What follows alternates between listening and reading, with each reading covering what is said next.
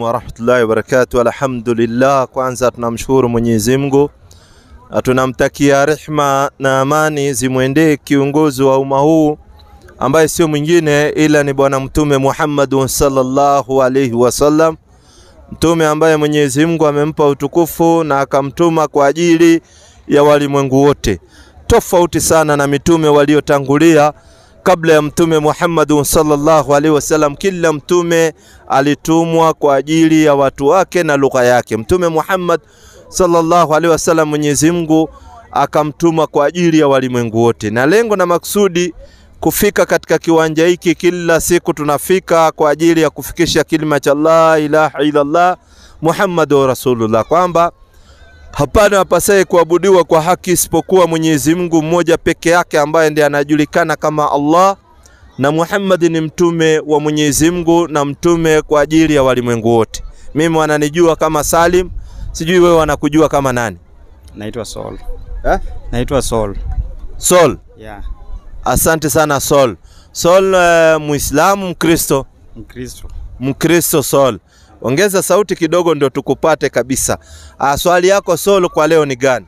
Okay, mimi swali yangu ni naam, nataka kuuliza ni kwa nini Wakristo Waislamu hamutumii, mnasema mkuli nguruwe, yet ukiangalia kwa Biblia hakuna penye maana wamesema ati nguruwe si halali kuliwa. Juu kitu si halali kuliwa according to Biblia ni ngamia. But sasa nyinyi mmeifanya imekuwa the other way around. Yes. Asante sana.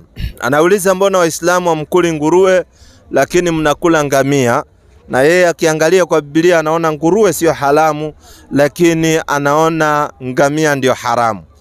Lakini mimi acha kwanza nikujibu kwa nini Waislamu hatukuli nguruwe. Ni kwa sababu Mwenyezi Mungu anatueleza katika Qur'ani katika 6:145 Qur'ani, Mwenyezi Mungu kuna vitu ambaye ametukataza tusile na akaweka sheria na akatukataza, na miongoni mwa hivyo vitu kuna nguruwe anapatikana.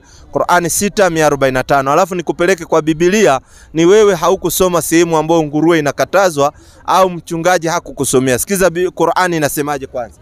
Kwa jina la Mwenyezi Mungu mwingi wa rehema na mwenye kurehemu. Asante. Sema, sioni katika yale niliyofunuliwa mimi, niliyoletewa wahi sioni kitu kilichoharamishwa kwa mlaji kukila isipokuwa kiwe ni mzoga. Kwanza Mwenyezi Mungu anasema, mtume Muhammad sallallahu alaihi wasallam anasema haoni kitu alicholetewa ufunuo, kitu kilichoharamishwa kwa mlaji kukila isipokuwa kiwe ni mzoga.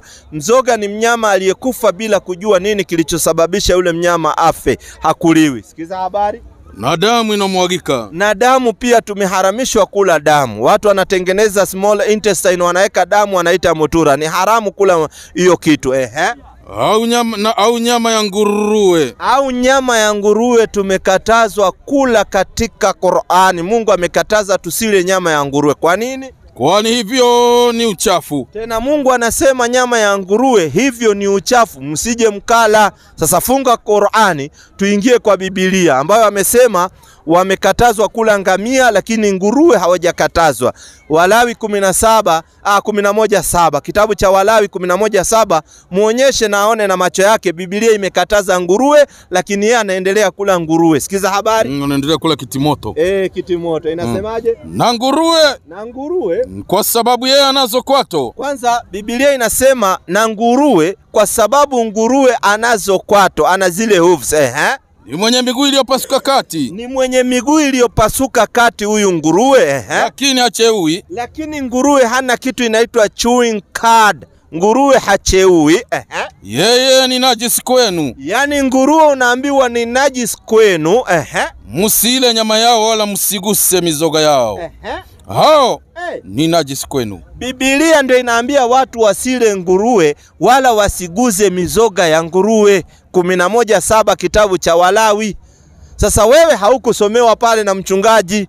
Alikuambia ati ngamia imekatazwa wakati ngamia ni halali kabisa. Ni watu waliweka uchakachuaji wa ngamia. Ngamia ni halali kula, kunywa maziwa ya ngamia ni halali, kunywa yani kila kitu kinachotoka kwa ngamia ni halali. Tena ngamia mnyama mzuri mno. So nguruwe amekatazwa. Tena Biblia inasema ukila nguruwe unaenda motoni. 65 ine kitabu cha Isaia. Yani imeongeza ikasema ukila tu nguruwe wewe motoni. Biblia yenyewe inasemaje? 65:4. 65 kitabu cha Isaya. Nitasoma kama ilivyoandikwa. Unajua watu wanakufanyia uchakachuaji tu bure badala wa kuonyesha ukweli namna ulivyo. Unaona Na leo ndio nasikia mnazika ule mnamuitanga aje kule Rome ule. Sisi watu tunamuita. Si mimi anamuita hiyo. Anaitangwa nani ule pale Rome? Pope. Kwa Kiswahili nasikianga mkimuitaje?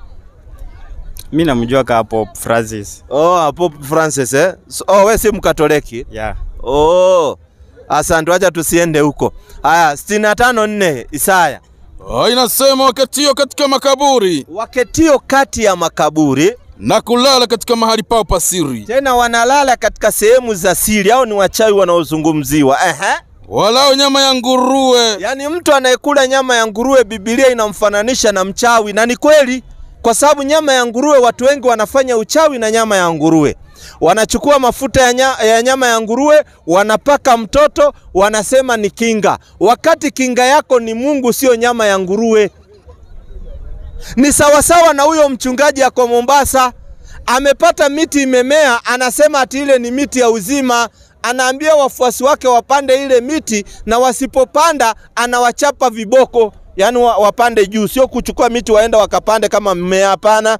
Ati wakipanda juu ati dhambi zao zinatoka, na ukishindwa kupanda unawekelewa viboko.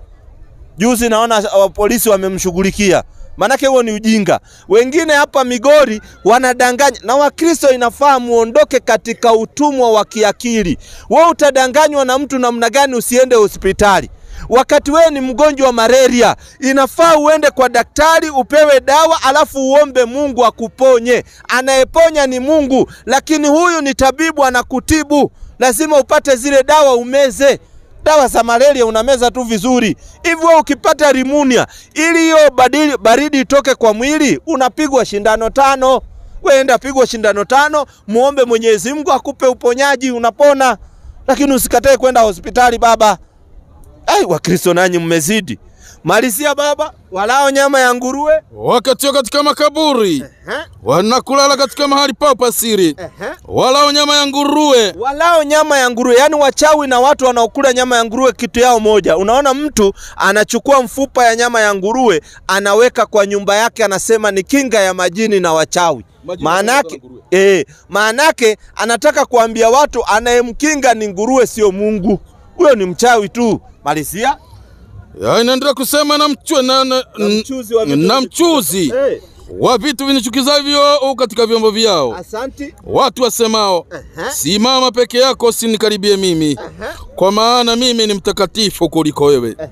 Watu hao ambao wanaokula nguruwe na wanafanya hizi vitendo ni moshi puani mwangu, moto wakao mchana kutwa. Yani hao watu Mungu anasema ni moto. Sasa wewe kama unakulanga nguruwe, ujue wewe Mungu akikuangalia anaona moto. Maanake anakutia katika moto. Anakutia katika moto wa Jahannam. Na watu wanaona ni kama hadithi za pauko pakawa. Allah atawatia watu katika moto wa Jahannam.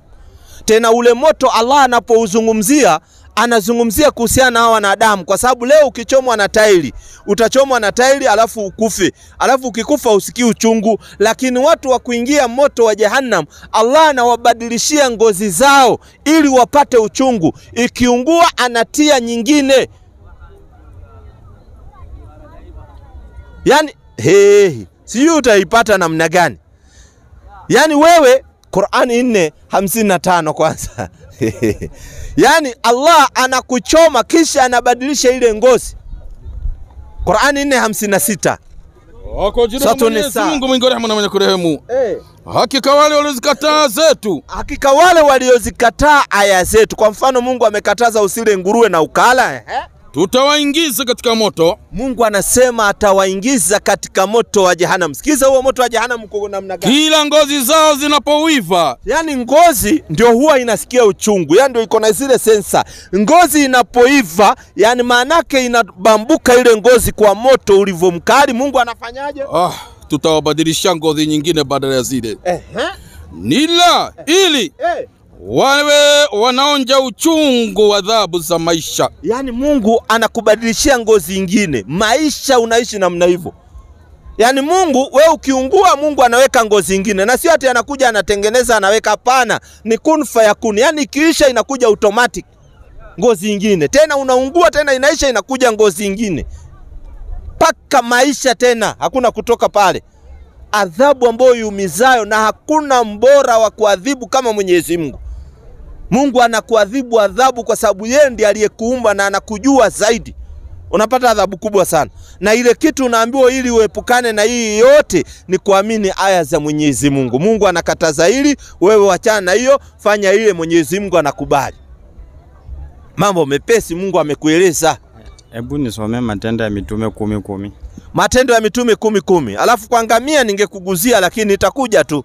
Ngamia halali 10:10 Matendo ya Mitume.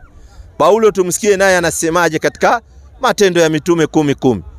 10:10 Matendo ya Mitume kwenye kuandika nasema. Akaumwa na njaa sana, akataka kula. Lakini walipokuwa wakiandaa, roho yake ikazimia. Akaona mbingu zimefunuka. Huyo ni Petro anasema. Na chombo kikishuka kama nguo kubwa inateremshwa. Asante. Kwa pembe zake 4 hata nchi. Asante. Ambayo ndani yake walikuwamo aina zote za wanyama wenye miguu 4. Asante. Na hao watambaao. Asante. Na ndege wa angani. Asante. Kisha sauti kamjia kusema, ondoka Petro, uchinje ule. Lakini Petro akasema, hasha Bwana, kwa maana sijakula kamwe kitu kilicho kichafu au najisi. Sauti kamjia mara ya pili ikimwambia, vilivyotakaswa na Mungu usivitie wewe unajisi.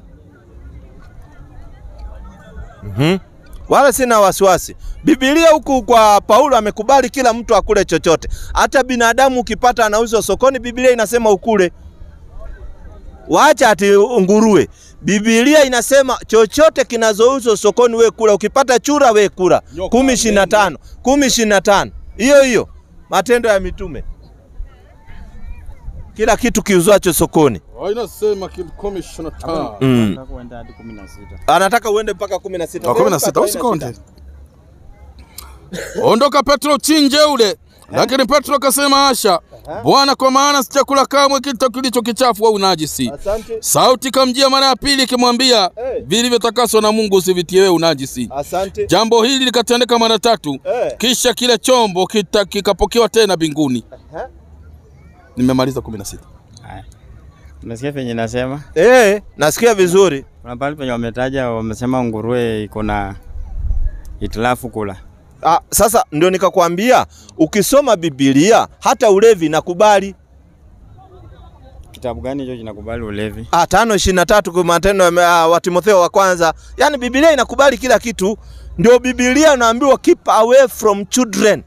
Na ndio mkafanya vizuri amwezi fundisha watoto wenu. 5:23. Biblia hakuna wewe. Atokea sasa. Usinywe maji tu.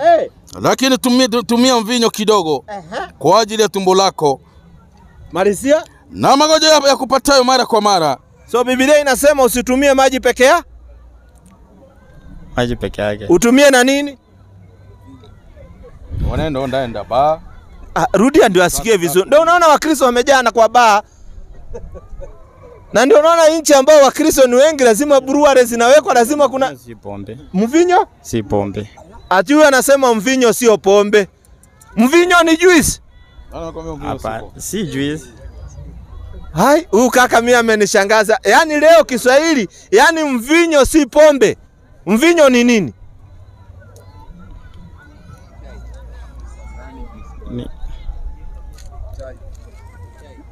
Mvinyo ni chai. Ai, wacheni mchezo bana. Mvinyo ni pombe, ni Kiswahili ya ndani. Mwalimu wako wa Kiswahili alikula hela yako bure. Mvinyo ni pombe. Rudi urudishiwe karo. Yaani afadhali urudi tu akurudishie karo kwa sababu mvinyo ni pombe. So Biblia haijakataza vitu. Unajua Biblia ni kitabu ambacho walikiweka wakakikoroga 10:25 Matendo ya Mitume. Sikiliza ingine. Wewe ukija huku kwa hii mambo kwanza ya Paulo alikoroga kila kitu. Petro alipokuwa kiingia 10:25.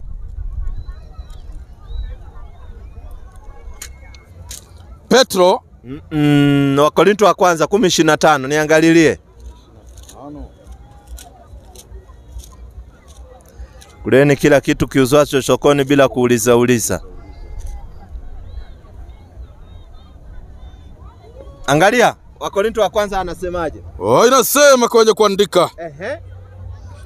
Kila kitu kiuzwacho sokoni kuleni bila kuuliza uliza. So Biblia inakuambia kila kitu kiuzwacho sokoni kuleni bila kufanyaje? Kuuliza uliza. Saa hii tuko na Wachina wako hapa Kenya, wanatengeneza nyoka lao la pale, wanatengeneza chura pale. So we Mkristo ukienda kwa soko, inafaa ukule hiyo chura bila kuuli. Kuta pale kwa imechemka. Ala, bora unaanza rudia 10:25. Ndio nakakwambia ukifuata Biblia utapotea bure. Unajinafasi. Sikiza inasemaje? Kila kitu kiuzwacho sokoni kuleni. Kila kitu kiuzwacho sokoni kuleni. Kila kitu kiuzwacho sokoni kuleni. Bila kuuliza uliza. Usije ukauliza uliza. Yaani wewe ukipata mtu amechinja mtoto wake anauza pale soko, usije ukauliza uliza. Ati wewe hii ulichinja nini? Hapana, wewe unaambiwa kuleni bila kuuliza uliza. Nadhani Mungu venye aliumba mwanadamu alimpatia akili. Na akili inafaa uitumie. Wewe uwezi enda soko uone nyoka na useme unainunua ujua uwezi uliza. Sasa na mbona Biblia inasema usireason? Biblia inasema usiulize. Sasa wewe venye umeanza kureason utakuwa wewe ni Muislamu. Kwa sababu Waislamu ndio wana reason. Wewe Biblia inasema uende blindly, rudia bila kuuliza. Ndio nikakwambia Biblia uwezi ifuata. Ndio inaambiwa keep away from children. Weka mbali na watoto. Sikiza inasemaje? Kila kitu kiuzwacho sokoni kuleni. Kila kitu ambacho kinauzwa sokoni kuleni bila kuuliza uliza. Usije ukauliza uliza. So uwezi kureason. Biblia inakukataza. Inakuambia bila kuuliza uliza. Sasa wewe unasema utauliza. Sasa ukiuliza wewe unakuwa ni Muislamu. Sasa wewe unaambiwa wewe ukiingia tu sokoni. Biblia inasema, Paulo anasema, wewe ukipata huyu anapika chochote wewe patiana pesa wewe fagia. Ule anauza nyoka patiana pesa wewe fagia, usiulize. Utaambiwa una pepo maswali. Ukiuliza unakuwa na pepo. So Biblia ndio unaona wakati Paulo alipokuja ndio amekoroga kila kitu. Amekoroga kila kitu. Hivi wewe ukiwa Mkristo umeenda ukapata mtu amelala, umeenda kwa nyumba ukapata mtu analala na mke wako. Ukristo inasema ufanye nini? Si wewe ni Mkristo na mnafunzwa kanisani miaka yote. Wewe ukienda nyumbani ukapata mke wako uliotoka kwenda kufanya kibarua ulete riski pale, ukapata mwanaume mwingine, tena ukapata hawana nguo yoyote iliyotengenezwa. Yaani wako vile vile walivyozaliwa. Sawa yaani ukaingia ukapata wako vile vile walivyozaliwa. Na ule sio kakake. Wenye walivyozaliwa umewapata vile. Sasa Biblia inakuambia ufanye nini au Kristo unasema ufanye nini? I think kuna venye mnaweza as a Christian kuna venye mnaweza ongea.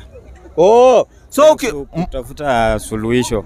Asanti. So Ukristo inasema ukipata mke wako wako uche wanafanya zinaa na mwanaume mwingine, unaambia ule mwanaume usio na wasiwasi, kaa hapo, na wewe unaambia bibi kaa hapo, kunyweni kwanza chai. Alafu mnaanza kuongea mlikuwa mkifanyaje? Hiyo safari ilikuwa nzuri. Mumeenda safari ngapi? Muislamu inasemaje? Unamwambia unakotafuta kitu kidogo. Anasikia anasema ati mnalizo na yeye unamwambia sasa Mimi bana, ama utafuta tuka kitu kidogo tumalize hii story. Yaani ati Ukristo ndio inasema hivyo. Uislamu hiyo ni tendo ya kuachana hapo kwa hapo. Hainanga mambo mengine. Sasa nimekuambia. Sasa tulia sana Uislamu umeuliza. Sasa Ukristo wewe umeniambia kwanza mnakaa mnazungumza Uislamu, sikiza. Uislamu unajua nimekuuliza kwa humble way. Ukristo mnaambiwa mnafuata sheria gani na gani? Bado umeanza kunipeleka hivi, umepeleka hivi. Nimekuambia unakaa chini kuongea, si ndio? Unajua ni nini tunaongelea? Sasa mnaweza ongelea vyenye mtabagaini ama nini ama mnaongelea nini? Sinaweza kwa labda niongee nimwambie wewe enda na yeye juu muone ni mzuri, aende na yeye. Ndio Ukristo unafunza hivyo. Mimi nakwambia according to me. Kulingana wewe sio kulingana na Ukristo ambao unafuata hiyo miaka yote. Sasa Ukristo unasemaje? Kwa sababu Ukristo nisikia ukigongwa hii kofi patiana hii. Ukinyang'anywa simu patiana na chaja. Ukinyang'anywa mke patiana hata nini? Ama namna gani? Unajua Ukristo ni very hard to understand because ninapata ngumu kwa sababu hata wachungaji kama huyu alikuwa anapandisha watu miti akiwachapa pale Mombasa. Isipokuwa ni polisi, na polisi wanafanya kazi kubwa sana Kenya kuwanusuru wa Kristo. Kwa sababu kama wale wako huko Migori, Rongo, walikuwa wanakufa wanazikwa hapo kwa kanisa. Alafu wanaambiwa ati wasiende. Wale ni wenye wako na imani potovu. Lakini si ni wa Kristo? Imani potovu. Kwani wa Kristo waongozwi na Biblia? Unajua uzuri ya Uislamu, alhamdulillah kwa neema ya Uislamu. Hakuna shekhi anaweza zua mambo yake. Akizua tu asajulikana mpaka na waumini. Wanamwambia wewe shehe tunakuonea mbali. Kwa sababu wapi Qur'ani imesema haya maneno unasema? Na kama ni kweli mbona wewe usianze kufanya? Yaani pasa anakuambia usiende hospitali wakati yeye ako na personal doctor. Yeye akigonjeka anapelekwa Aga Khan, anapelekwa wapi anaenda anaangaliwa vizuri. Lakini wewe ukigonjeka anakuambia maombi. So zindukeni, tokeni huko, kujeni katika Uislamu, muje katika nuru. Unajua tunawapenda ndio unaona kila siku tunakuja hapa, tunawawekea mkutano, tunajaribu angalau mtoke katika giza. Lau nyinyi mungejua tunawapenda, nyinyi mwaona kama tuwachukia lakini tuwapenda. Tuwapenda sana. 23:1 Qur'an. Ama sijakosea? 23:1 Qur'an. Mchungaji ana maswali hapa nje. 23:1 Qur'an. Kwa jina la Mwenyezi Mungu mwingi wa rehema na mwenye kurehemu. Hakika wamefuzu Waislamu. Sikiza, Mungu anatuambia hakika wamefuzu Waislamu. Waislamu wamefaulu. Waislamu wamefaulu. Hakuna dini nyingine utapata hakika Wakristo wamefaulu. Hakuna. Malizia. Ambao katika sala zao huwa ni wanyenyekevu. Tena katika sala zao Waislamu huwa ni wanyenyekevu. Huwezi ona fujo kwa sala. Ati Bwana asifiwe, oh baba kurinaye, won't carry with akuta. Saika. Hakuna. Utapata tu Allahu Akbar. Tena wametulia tu pole pole. Ndogo kuna unasema Waislamu hakuna kuvurugana. I think kuna wenye juzi hata imekuwa kwa news. Ule mwenye amedunga mwenzake kisu kwa kanisa wakigombana juu ya I think ilikuwa kwa msikiti. Jime kwa place gani? Juzi I think 2 weeks ago. Yeah. So usema ati hakuna kuvurugana. Huyo ni Muislamu si Uislamu. Ngoja kwanza usiwe na wasiwasi. Si umeuliza swali. Tulikuwa tunazungumzia na kile unauliza vitu mbili tofauti. Umeuliza kuhusiana na msikiti wa Njiru. Sio msikiti wa mbali unauliza, ni msikiti wa Njiru ambao kulikuwa na mvutano si wa sadaka, kuna mvutano wa kisima kiko pale, inajulikana vizuri. So msikiti hata ihusiana na kisima. So wameinclude pale, na ndio unaona serikali imeingilia kwa ajili ya kutatua ile nini. Sio mambo ya kiimani.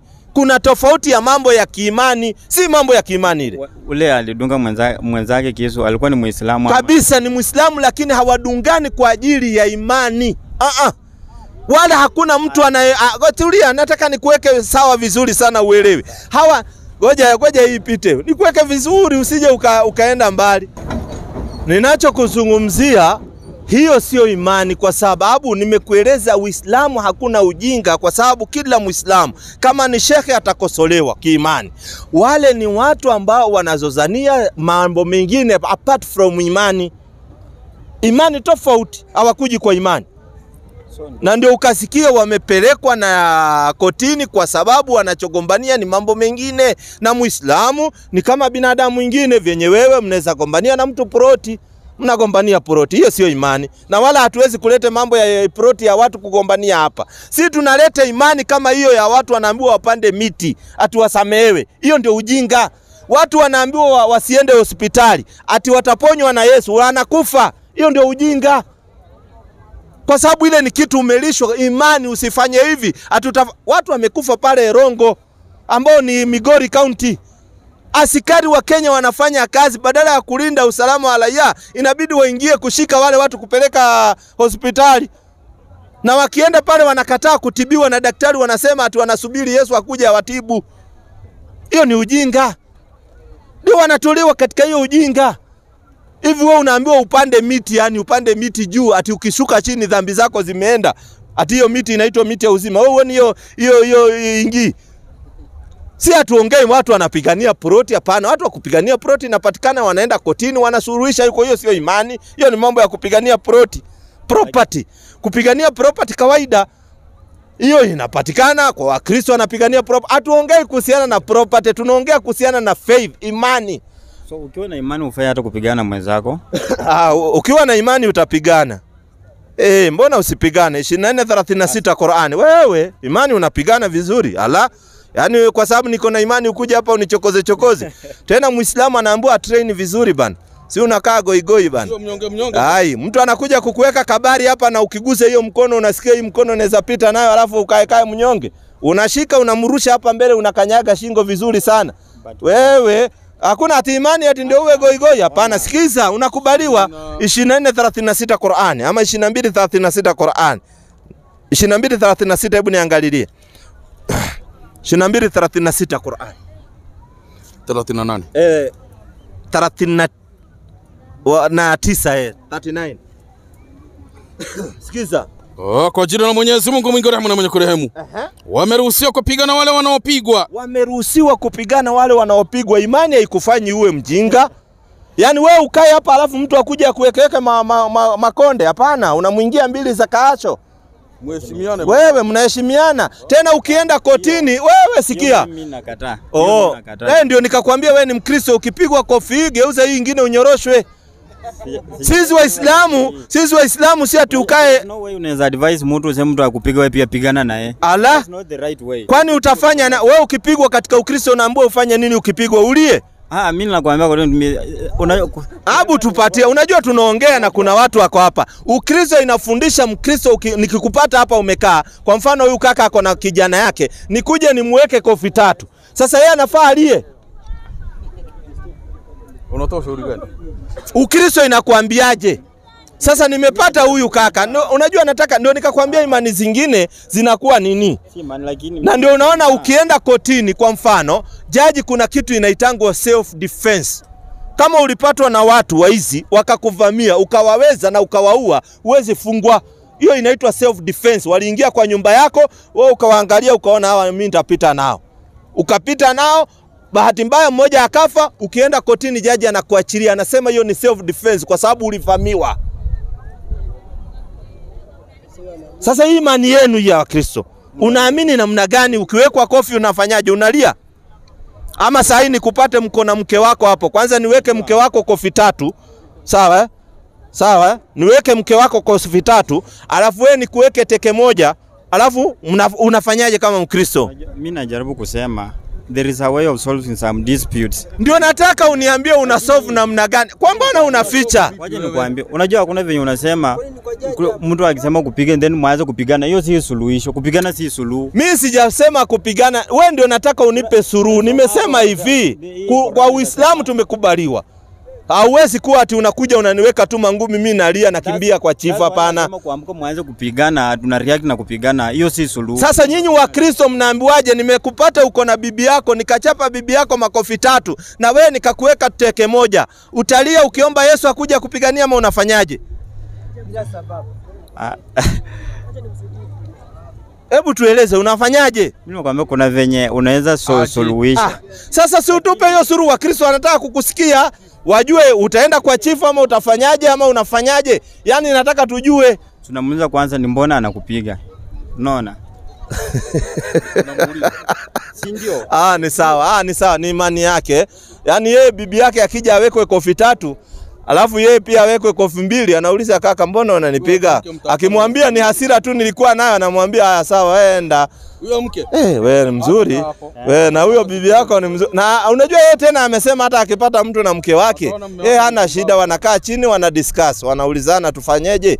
Ulete tu 500 hiyo story tumalize. Unasema hivyo. Mimi nimekuambia unakaje tunaongea niwaambie aende na yeye. Lakini unasema aende na yeye. Mimi nauliza ndio nijue. Unajua nikiuliza naona unanipeleka kando, unanipeleka uendi direct. Exaggerate things. Don't exaggerate. Just go straight to the point. Ndio nikauliza ndio nijue. Unajua nikiuliza naona unanipeleka hivyo unanipeleka kukaanga. Sijakaanga, nimeuliza ndio nijue. Ama tukiuliza ni basi acha nisiulize. Unajua Ukristo ni mzito. Najua nikiuliza vingine hautaelewa. So karibu sana katika Uislamu, sawa Kama utakuwa na swali lingine utalete. Usiwe na wasiwasi, sawa Karibu sana. Utaje kaka? Mimi naitwa Boniface. Boniface, dini gani Boniface? Mimi ni Msabato. Msabato. Wapi katika Biblia inasema usabato ni dini? Usabato ni dini. Twende katika kitabu cha Ezekiel 20:12. Ukiona usabato ni dini usimame hapo. Kumbe Wakristo nyinyi nanyi mna dini nyingine Ukristo, kuna wengine wana dini ya usabato. 20. Yaani angalia ajabu ya dunia. Iseme tu sabato dini usimame hapo. Tena naliwapa sabato zangu ziwe ishara kati ya mimi na wao, wapate kujua kwamba mimi Bwana ndiye niwatakasaye. Lakini nyumba ya Israeli waniniasi jangwani, hawakuenda katika amri zangu, wakazikataa hukumu zangu ambazo mwanadamu ataishi kwazo kama akizitenda. Sasa kwa nini mmekimbia sana kwenda Ezekiel 20:12? Sabato ni ishara. Sijauliza ishara. Nimeuliza lakini kwa upole tu, yani ukuwa mvumilivu kwanza ili nikujibu swali lako. Lakini nikiuliza kitunguu nijibu kitunguu, usiende hadithi nyingi. Nimeuliza wapi usabato ni dini. Swali sote ni clear. Kutoka 20:8. Kutoka 20. Si unaona sasa unaenda story nyingi, ndio tusibuy time. Wakristo wako wengi sana wana maswali. Wapi usabato ni dini? Sawa. Ikumbuke siku ya sabato itakase. Ikumbuke siku ya sabato itakase. Nimekuuliza nini? Kama sabato ni dini. Wapi imeandikwa sabato ni dini? Nimekuuliza dini yako gani ukaniambia dini yangu msabato. Nikakuuliza wapi usabato ni dini? Ili hao Wakristo nao wajue waachane na Ukristo waingie usabato, dini ya usabato. Mbona una tena nauliza hii unanijibu kitunguu. Wapi usabato ni dini? Kwanza nilikuwa na wewe nikakusomea katika kitabu cha Marko 16 mstari wa kwanza. Unajua utabai time sana. Umesema hii inasema sabato ni siku. Wewe umekuja ukadanganya hawa Wakristo na mimi kuwa wewe dini yako msabato. So unafaa useme sorry kwa ajili ya kuwadanganya hawa watu ati usabato ni dini. Ndio nikauliza wapi usabato ni dini? Maana sitakangi tuongee kitu ya uongo wakati tunachukua kamera.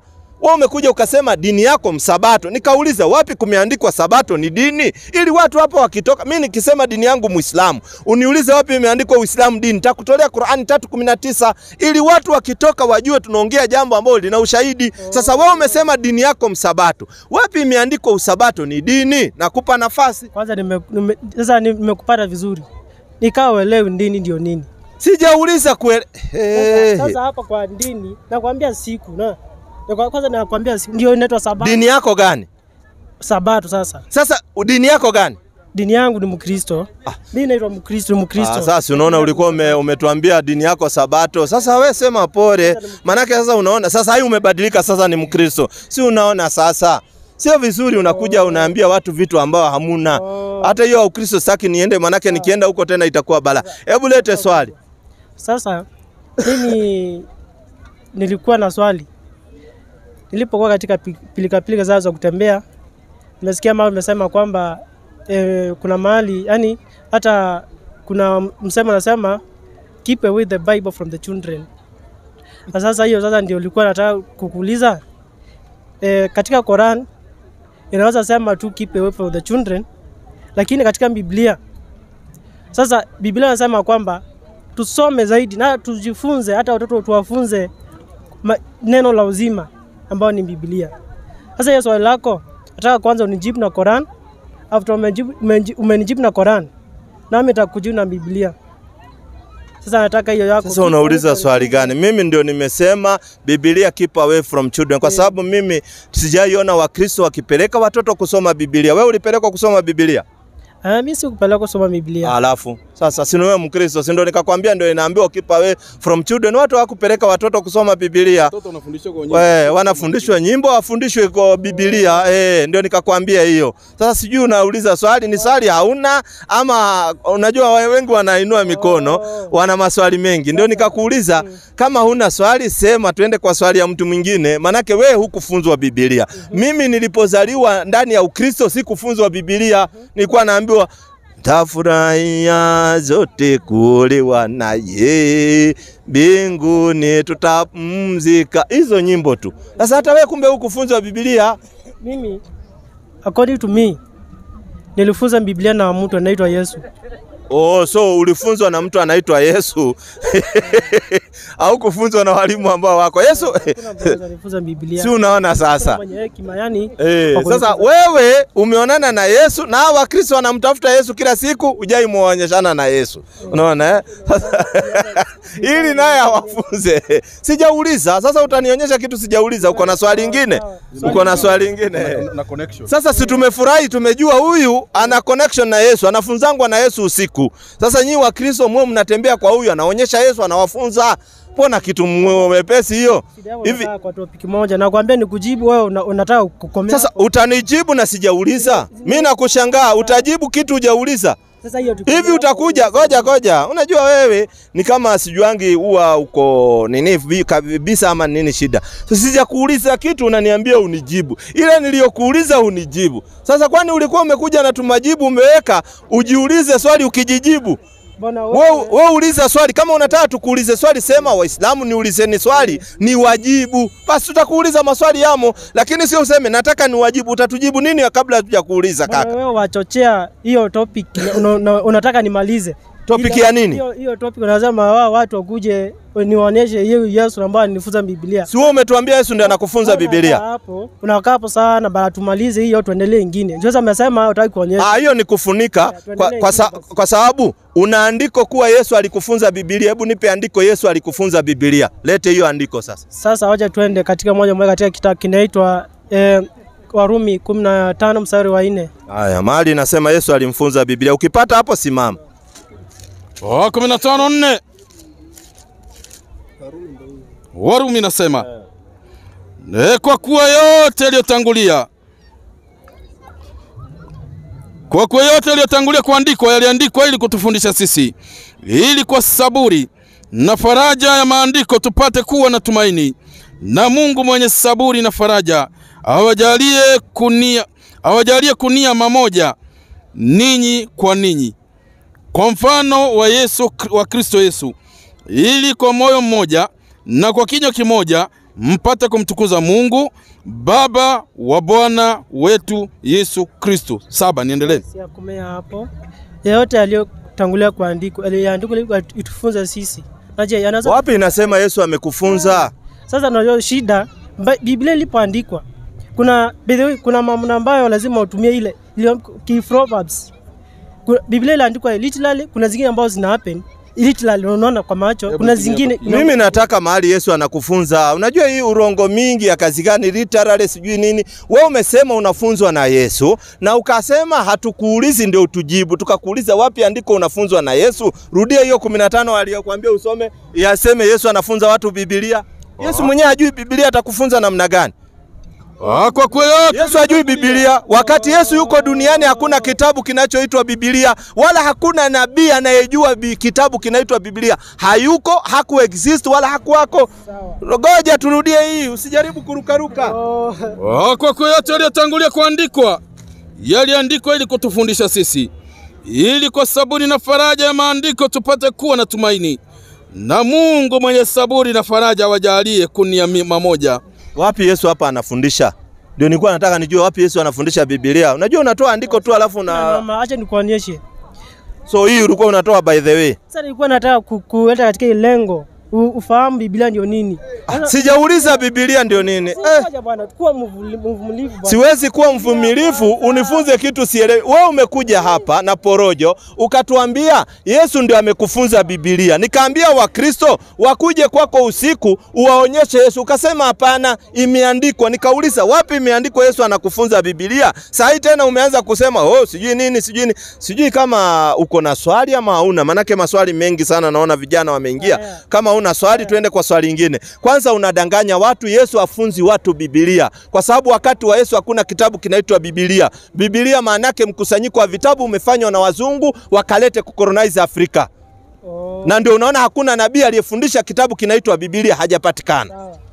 Wewe unachochea sana hiyo. Nami nasema hivi. Na pia Yesu alipokuwa duniani hakuna kitabu kiliitwa Qur'ani. Kabisa. Yesu akiwa duniani hakuna kitabu inaitwa Qur'ani, kwa sababu Qur'ani imekuja nyuma ya Yesu, ilipatiwa Bwana Mtume Muhammadu sallallahu alaihi wasallam. Si wakati wa Yesu. Wakati wa Yesu hakuna Qur'ani. Hiyo umepata tiki kabisa. Wakati wa Yesu hakuna Qur'ani. Wakati wa Yesu kuna kitabu kinaitwa Injili, sio Qur'an. Wakati wa Yesu kuna kitabu kinaitwa Injili, sio Qur'an. Sasa wewe hapo umepata tiki kabisa.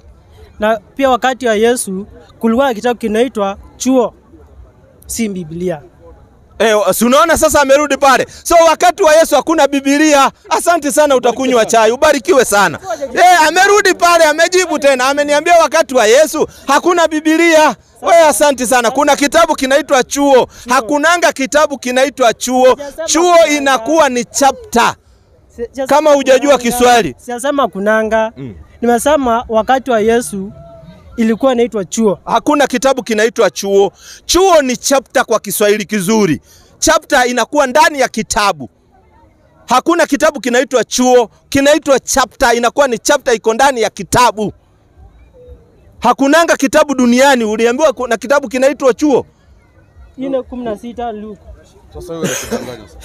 Ni chapter. Sio 4:16. So ati kitabu kinaitwa chuo. Hapana, hakuna. Wewe ndio hujasoma hiyo Biblia. Alipewa kitabu cha Isaya akafungua katika chuo. Sikiza, sio kitabu ati kinaitwa chuo. Bimaana akafungua chapter kwenye kitabu hicho cha Isaya. Msomee tuone kama kuna kitabu inaitwa chuo. Akaenda Nazareti hapo alipolelewa. Na siku ya Sabato akaingia katika sinagogi kama ilivyokuwa desturi yake. Akasimama ili asome. Akapewa chuo cha nabii Isaya. Akakifungua chuo. Akatafuta mahali palipoandikwa Roho wa Bwana yu juu yangu. Tulia. Kwenye chuo hicho. Sasa hiyo chuo ambao alifungua ni nini? Chapter. Hiyo inaitwa chapter. Hebu nipatie wapi Isaya alipewa kitabu kinaitwa chuo. Tulia. Si Isaya alikuwa duniani. Na huyu amepewa chuo cha nabii Isaya. Wapi Isaya akiwa duniani alipewa kitabu kinaitwa chuo? Tupatie. Katika kitabu cha Isaya. Wapi Isaya alipewa kitabu kinaitwa chuo? Isaya alipewa kitabu kinaitwa iko wapi? Imeandikwa wapi? Kama sio porojo. Wapi Isaya akiwa duniani anasema niko na kitabu kinaitwa chuo? Wapi? Katika kitabu cha Isaya.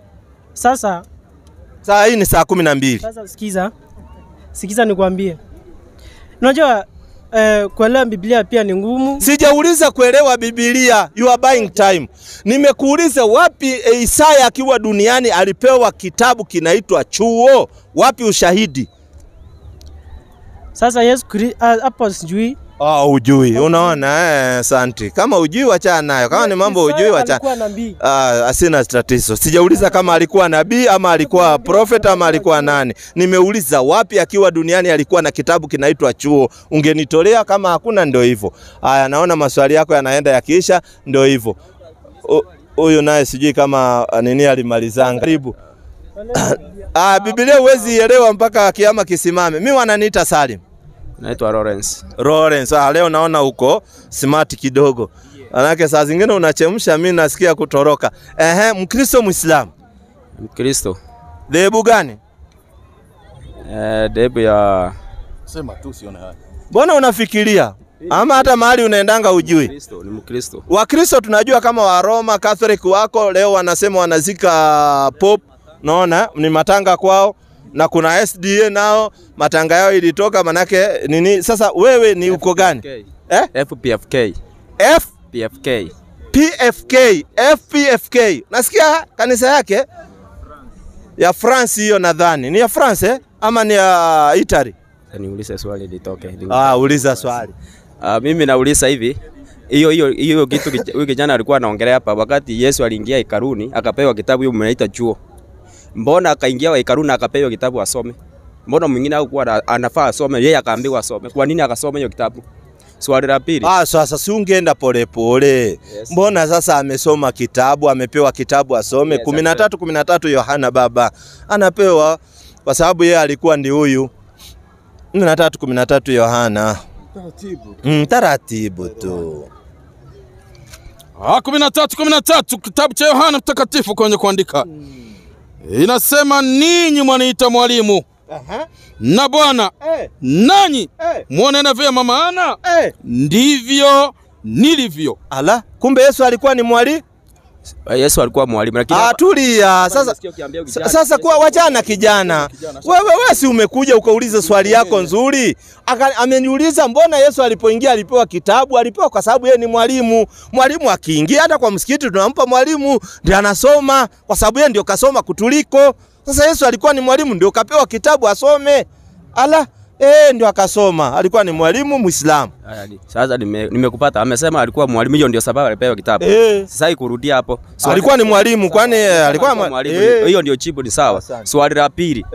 Judas Iskariote. Sisi Wakristo tunajua Yesu alikuwa na wanafunzi 12.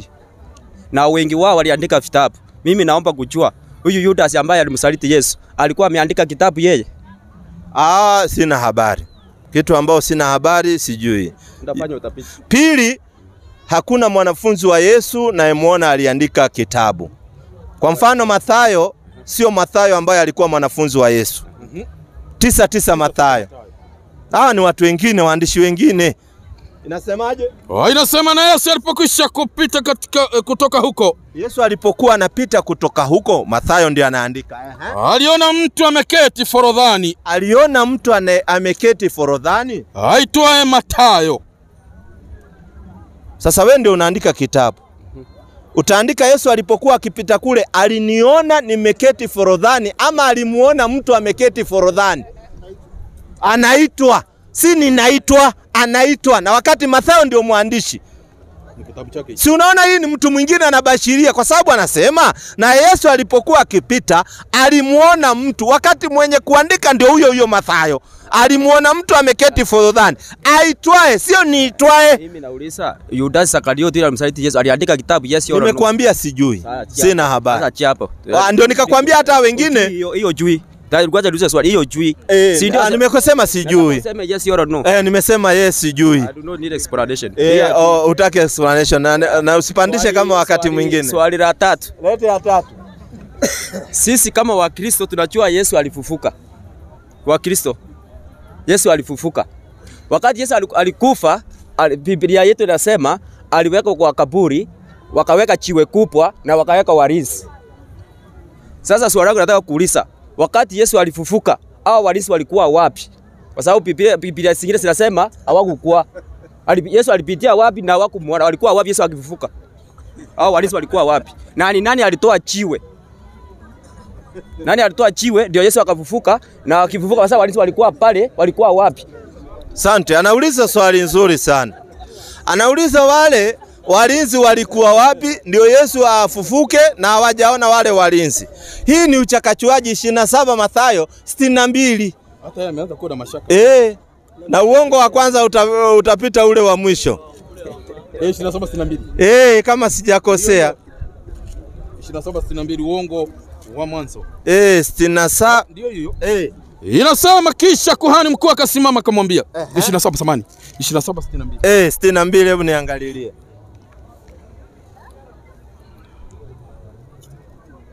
Inasema hata siku ya pili ndio ilikuwa maandalio ya wakuu wa makuhani na Mafarisayo wakamkusanyikia Pilato, wakasema, Bwana, tumekumbuka kwamba yule mjanja alisema alipokuwa akali hai baada ya siku 3 atafufuka. Basi amuru kwamba kaburi lilindwe salama hata siku ya 3, wasije wanafunzi wake wakamuiba na kuambia watu wamefufuka katika wafu, na udanganyifu wa mwisho utapita ule wa kwanza. Unaambiwa udanganyifu wa mwisho utapita ule wa kwanza. Udanganyifu wa kwanza ni kusema Yesu ameuawa. Udanganyifu wa mwisho ni kusema Yesu amefufuliwa. Yote ni udanganyifu kwa sababu walinzi wamewekwa tight na wameongezwa. Sasa tunaambiwa hawa walipokuja hakukuwa walinzi wala hakukuwa nini. Ni udanganyifu. Biblia imesema ni udanganyifu uliotumika. Ngoja kidogo. Hapo pale wametumia udanganyifu katika Biblia ya Wakristo inasema wakati wale walinzi waligundua Yesu amefufuka, walitafuta story vile wanataka kuambia wakubwa wao nini imefanyika, kudanganya wakubwa wao. Walikuwa wameenda wapi? Sasa ndio nakuuliza walikuwa wapi? Si walikuwa wapi? Sasa unaona kumbe hata wewe mwenyewe unaamini. Walikuwa wapi kama pale Yesu asiamuke. Ndio nakwambia hiyo yote ni udanganyifu. Ndio kaambiwa ni udanganyifu wa kwanza utapita wa mwisho, ni story iliyokreatiwa, hakuna kitu iliyotokea kama hiyo. Ndio ukaingia udanganyifu umewekwa pale. So usiwe na wasiwasi. Lete ya mwisho. Wengine waulize. Pale mbinguni Mungu anakaa mbinguni. Na kitabu kisoma Revelation inasema kuna wasee pale 24 wanakaa huko mbinguni. Wanuvi na washerati, si ndio? Kuna wasee 24 wanakaa huko mbinguni. Biblia inasema wanuvi na washinuvi wale wanajua wazalisaidia hiyo China kidogo na kwa ngumu. Yaani kuna wasee wako kule. Wasee wako huko mbinguni wa 24. Walizeeka lini? Wako huko. Sawa. Unajua Biblia ina stories zingine. Hiyo ndio ukweli nakwambia.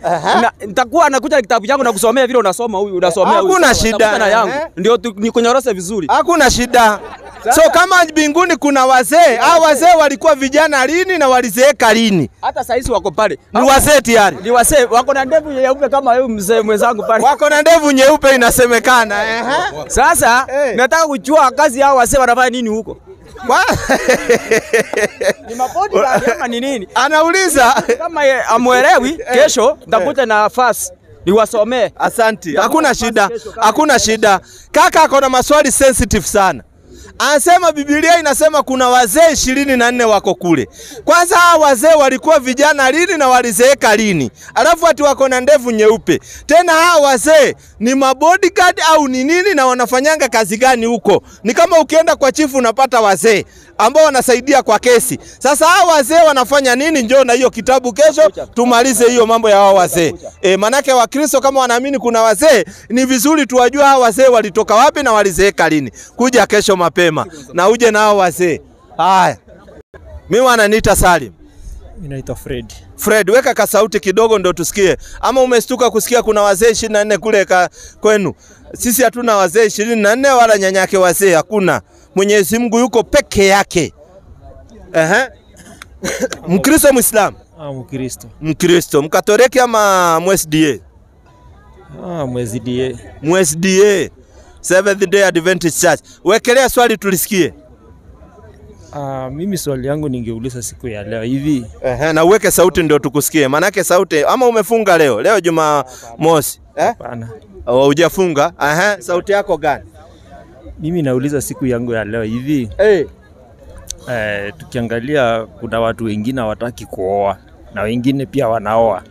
Anasema kuna watu hawataki kuoa, labda hawana nguvu ya kiume. Sasa mpaka hao father wananga nguvu ya kiume.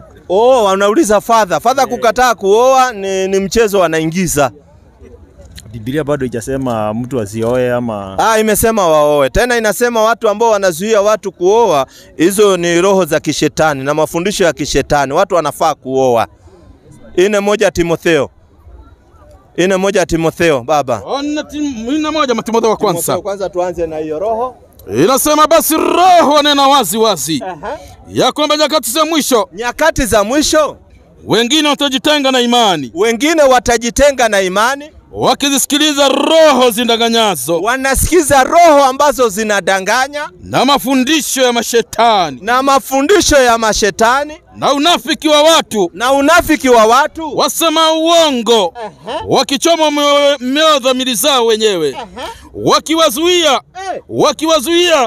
wakiwazuia watu wasioe. So ukiona mtu anayezuia watu wasioe ni mafundisho ya kishetani.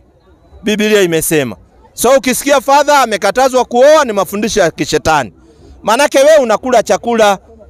Hiyo nguvu yako itaenda wapi? Kama hautafanya ile kitendo, lazima uoe. Tena kuoa unatulia. Natafuta mwanamke ambaye atakuwa na kutuliza roho yako. Yaani ukiingia nyumbani unatulia. Unanipata vizuri yaani ukimuona hivyo unafurahi. Unanipata vizuri na ndio unaambiwa wewe ni mnaowapenda. Pata vizuri, tena kuoa raha. Sawa tena unapata watoto hapo wanacheza raha tena hiyo. Sawa so wewe oa alafu ongeza kama uko na nguvu. Sawa. Swali lingine la pili. Au kukataa ni mafundisho ya mashetani. Okay, sawa. Swali lingine ya pili, waje niulize tu ya mwisho. Ulize hiyo ya pili ya mwisho. So sasa zingine mimi huwa nikienda kanisani. Wewe ukienda kanisani? Au labda nikipeana shida zangu zenye niko nazo pale. Naambiwa na pastor kuja tukuombee. Wewe sikizeni wa Kristo vizuri. Kaka akienda kanisani akiwa na shida zake hajalipa nyumba, ana mashida nyingi, anaambiwa piga magoti tukuombee. So sasa Biblia inakubali mtu kuwekelewa mikono ama inakataa? Mimi sijaona hiyo sehemu. Wakati uko na shida ni vizuri kwanza usaidiwe ile shida. Alafu ndio uombewe dua, ufanyiwe dua. Kama wewe ni mgonjwa kwanza una pesa ya hospitali, kwanza upelekwe hospitali, alafu uombewe Mungu akupe afya. Na nibala vizuri kama ni nyumba hujalipa kwanza mchungaji anafaa kuambia watu leteni hela tulipie huyu nyumba, kisha wanakuombea dua Mwenyezi Mungu akupe kazi. Manake sasa akikuombea na bado hujalipa nyumba, si utapata landlord amefunga nyumba? Ama unaambiwa landlord atapita hapo wala hataona mlango wako. In the name wewe landlord akose kuona mlango wakati yeye ndiye aliweka ile mlango. Nyinyi mnacheza nyinyi. Ati landlord atapita bila kuona mlango wala hawezi weka wewe. Lazima ulipe. Sasa pastor angekuwa anasema leteni pesa lipieni huyu nyumba alafu tumfanyie dua apate kazi. Na kama kuna watu wako na kazi wanakupa, inakuwa wepesi. Na vizuri kwanza unajifanyia dua, unaomba, sawa kuwa Muislamu nafasi iko. Hiyo nataka fikiria bado. Utafikiria? So karibu sana. Sawa. Haya. Acha tusikie